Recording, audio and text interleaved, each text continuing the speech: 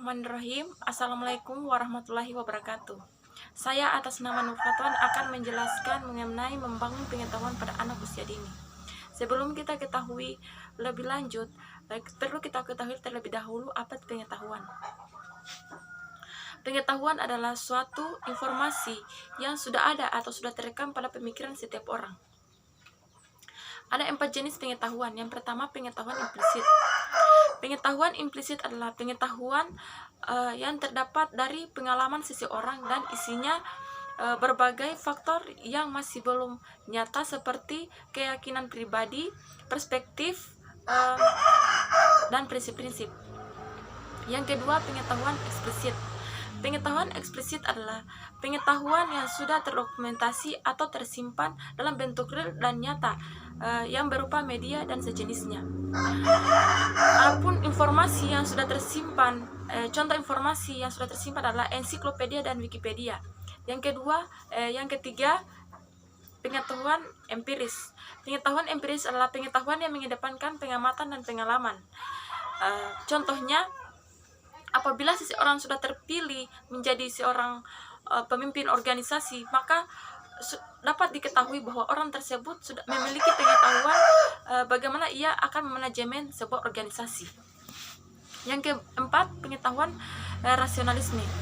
Pengetahuan rasionalisme adalah pengetahuan yang didapatkan melalui akal. Contohnya dalam pengetahuan matematika, di mana dalam pengetahuan matematika dapat diketahui 1 tambah 1 sama dengan 2. Tidak didapatkan dari pengamatan atau pengalaman empiris, tetapi diketahui melalui dari pemikiran agar supaya orang dapat berpikir logis. Selanjutnya ada 5 peran guru dalam membangun pengetahuan pada anak. Yang pertama konservator atau pemelihara. Yang kedua, inovator atau pengembang. Yang ketiga, transmitor atau penerus. Yang keempat, transformator atau penerjemah. Yang kelima, organisator atau penyelenggara. Selanjutnya saya akan menjelaskan metode pengembangan kognitif. Metode adalah cara mentransfer atau menyampaikan ilmu yang tepat sesuai dengan usia anak TK sehingga menghasilkan pemahaman yang maksimal bagi anak didik.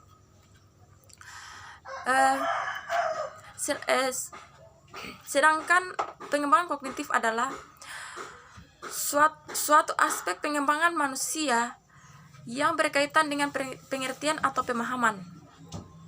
Ada 8 macam metode pengembangan kognitif. Yang pertama, metode pemberian tugas. Yang kedua, metode bermain. Yang ketiga, metode demonstrasi. Yang keempat, metode tanya jawab. Yang kelima, metode penyebutan syair.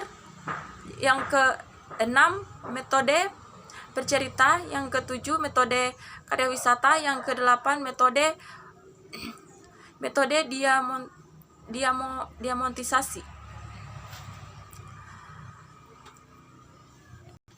Selanjutnya, kognitif adalah istilah yang digunakan oleh para psikologis untuk menjelaskan semua aktivitas yang berhubungan dengan persepsi, pikiran, ingatan, dan pengolahan informasi yang memungkinkan seseorang memperoleh pengetahuan.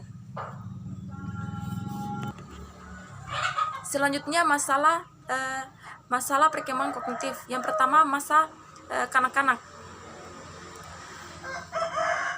Permasalahan membaca pada masa ini masih dengan cara mengeja sehingga pemahamannya hanya satu kata dan sulit dan terkadang anak sulit untuk diajak membaca.